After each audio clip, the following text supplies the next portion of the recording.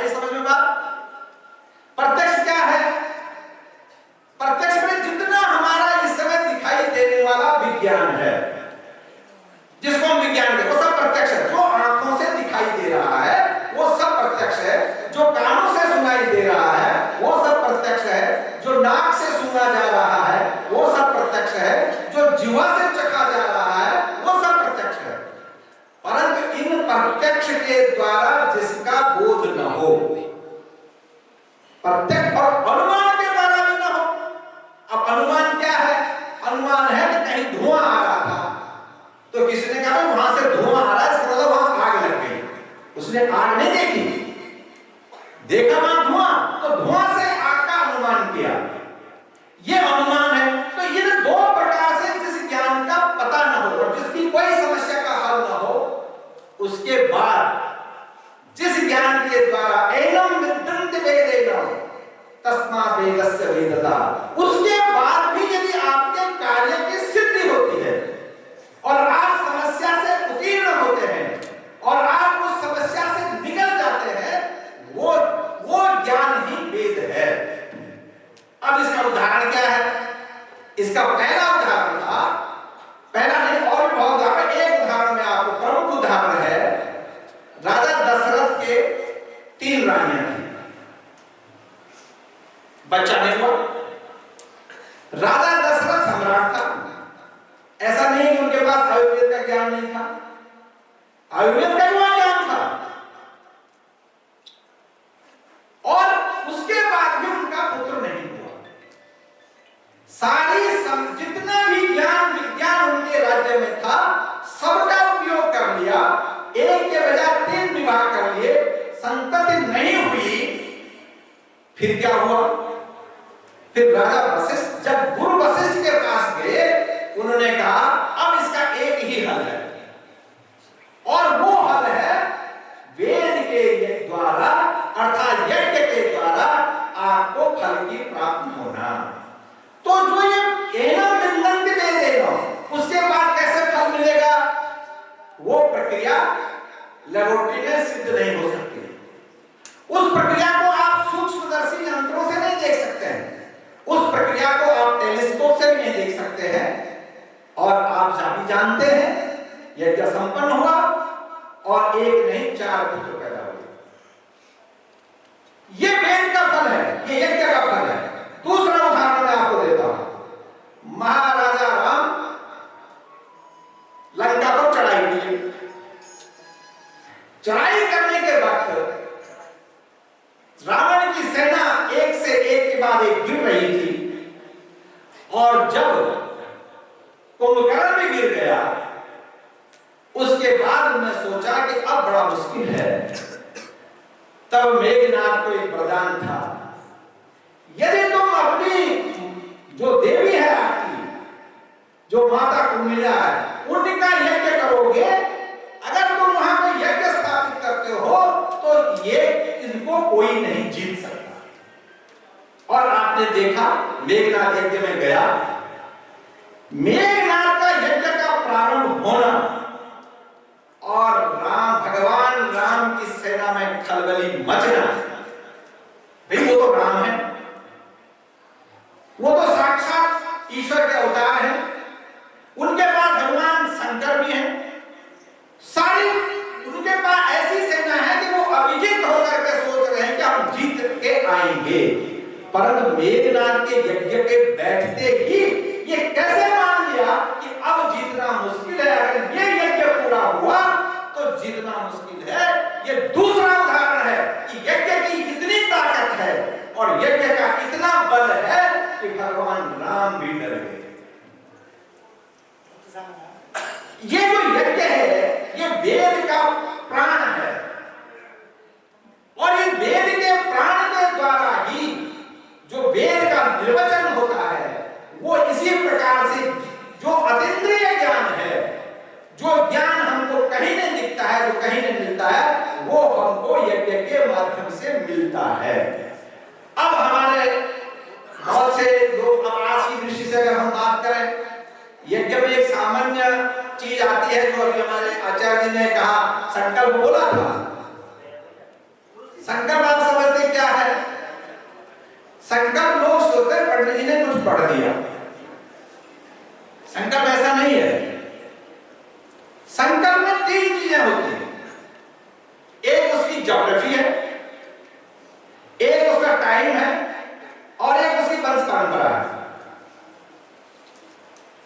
जब वो ज्योग्राफी क्या है, भूर्भुवः स्वः चतुर्दश लोकेषु, 14 लोकों में हम कहां हैं? हम भूलोक में हैं। भूलोक में भी हम कहां हैं? भारतखंड,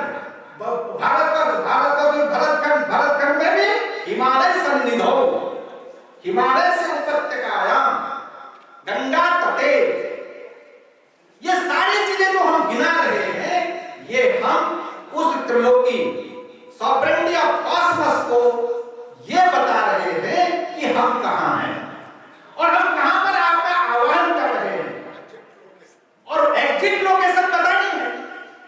अभी तो आपको गूगल बता दे रहा है, वो कभी कभी वो भी फंसा देता है जीपीएस सिस्टम की। हाँ, परंतु आपको त्रिलोकीनाथ है जिनको आपने अपने यज्ञ में बुलाना है, वो यज्ञ में आने के लिए तैयार हैं। आप उनको रास्ता बताना है। रास्ता क्या है? तब आप भूर्भुवः स्वः और से शुरू करते हुए चतुर्दश लोकेषु यहां तक लाते हैं और तब बोलते हैं कि मैं गंगा नदी के तट पर, भागीरथी के तट पर, टिहरी नई टिहरी है और नई टिहरी में भी ये जगह है और इस जगह पर भी यहां पर मैं बैठा हुआ हूं। एक क्लियर हो गया। अब क्या हुआ? समय तो बता, आपने ज्योग्राफी बता दी, अब टाइम भी बताइए कब आना है आपके यहां? आपके यहां कब आना है? तब आता है कि भाई तब टाइम आता है। तब क्या टाइम आ रहा है? ब्रह्मोग्नि द्वितीय प्राण श्रेष्ठ 12 कल्पेजम। तब ब्रह्मोग्नि का द्वितीय प्राण श्रेष्ठ 12 कल्प, अष्टादश समय कलियुग के प्रथम चरण और चतुर्दश 14 मनु है। ये सारा समय बता करके ये टाइम है। टाइम इक्वेशन कहीं आप गड़बड़ मत कर जाना। और इस समय तब कहा उत्तरायण उत्तर पक्षे, और इस समय अस्मिन मासे अस्मिन तिथो और अस्याम तिथो और अस्मिन समये, ये टाइम इक्वेशन है। उसने कहा ठीक है, तेरा समय भी मुझे समझ में आ गया और तेरा ज्योग्राफी भी समझ में आ गई। तू है कौन? तू बुला कौन रहा? तब कहता है अमुक गोत्रोत्पन्नो हम, अमुकस्य पुत्रो हम, अमुकस्य पुत्रो हम, सपत्निको हम। मैं अमुक का पुत्र, अमुक का पौत्र, इस वंश का उत्पन्न, इसका पौत्र, इसका पुत्र, और ये मेरा नाम है और मैं अपने पत्नी के सहित आपको आह्वान कर रहा हूं, आपको बुला रहा हूं, आप मेरे समक्ष में आइए। आ जाते हैं, फिर पूछते क्या काम है? पहले नहीं, कुछ आने के बाद जब आते हैं क्यों बुलाए? तब बोलते हैं अस्य कार्यस्य सिद्ध्यर्थम। कार्य कितना बड़ा है, कितना छोटा है, ये आपके भाव और भावना पर आधारित होगा, तब आपका काम होगा। आपने ज्योग्राफी दी नहीं ढंग की, आपने टाइम दिया नहीं ढंग से, और आपने उसके साथ साथ अपनी जो हेरिडिटी है, जो मेरी वंश परंपरा है, वो भी नहीं बताया। हो सकता है उस नाम का कोई दूसरा आदमी उसके यहां पहुंच जाए। तो सब कुछ बताने के बाद तब वहां आएंगे, तब आपके कार्य की सिद्धि होगी। और अगर आपका ये सारा संकल्प सही है, इसको हम संकल्प कहते हैं। संकल्प का अर्थ क्या है? ये निश्चय किया गया। और ये संकल्प जब हम करते हैं यज्ञ में, तो यज्ञ का फल कभी भी खंडित नहीं होगा, चाहे आगे सामने कोई भी बैठा हो। और यज्ञ पूरा नहीं हुआ, भाव भावना बिगड़ गई, तो यज्ञ पूरा नहीं होगा। ये जो वैदिक पद्धतियां हैं, एक बिंदु नहीं, इसमें बहुत से ऐसे कॉन्सेप्ट हैं, बहुत सी ऐसी विधाएं हैं जहां पर आपको साक्षात एक, अब इसको कई बार लोग सोचते हैं, ये सामान्यतया मैं आपको, हमारे यहाँ ब्राह्मण क्षत्रिय वैश्य इन तीन लोगों को अपने पूजा करने का पूरा अधिकार है, पूरा अधिकार है। ऐसा नहीं है कि आप पंडित, आप ठाकुर हैं तो आप पूजा नहीं कर सकते। परंतु पूजा जानते नहीं। अब समस्या है, करने का अधिकार है पर पूजा नहीं जानते, और ब्राह्मण भी है और पूजा नहीं जानते। अब दुर्गा सप्तमी का हमको नवरात्र करना है और पंडित के घर में हम पंडित हैं पर हमको दुर्गा सप्तमी पढ़ना नहीं आता है, तो हम किसी अपने पंडित को बुलाते हैं। क्या करते हैं? अब यह एक सामान्य भाव है। सामान्य भाव ये है, अपने कष्ट के निवारण के लिए हमने देवता का आह्वान किया, और देवता का आह्वान जिस रूप में कर रहे हैं हम जानते नहीं हैं। हमने पंडित को नियुक्त किया और पंडित को कहा कि भाई ये हमारी पूजा करेगा, और हम पूजा से नदारत है, हम पूजा में नहीं बैठ रहे। और यज्ञ होने की बात आई, पंडित जी ने फोन किया, जजमान जी आप कहाँ हैं? कहे मैं तो बहुत आवश्यक मीटिंग में उलझा हुआ हूं, मैं आ नहीं पाऊंगा, तुम ऐसा करो कि पूर्णाहुति कर दो।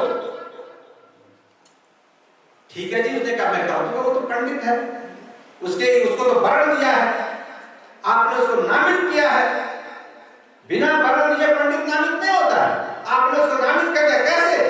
जैसे आप कानून नहीं जानते हैं, आप कानून नहीं जानते हैं, आपको मुकदमा लड़ना है, जज ने कहा तुम कानून जानते हो? बोला नहीं। तुम बहस कर सकते हो? बोला नहीं। तो फिर तुम वकील नियुक्त करो।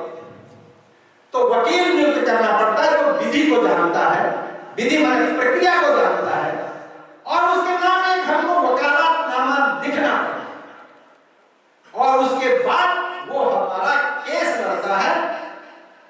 और अगर उसने कहा कि वो वकील उसको बुलाओ, वो कहता मेरे पास टाइम नहीं है, दूसरे दिन जज का फैसला सुनाता है।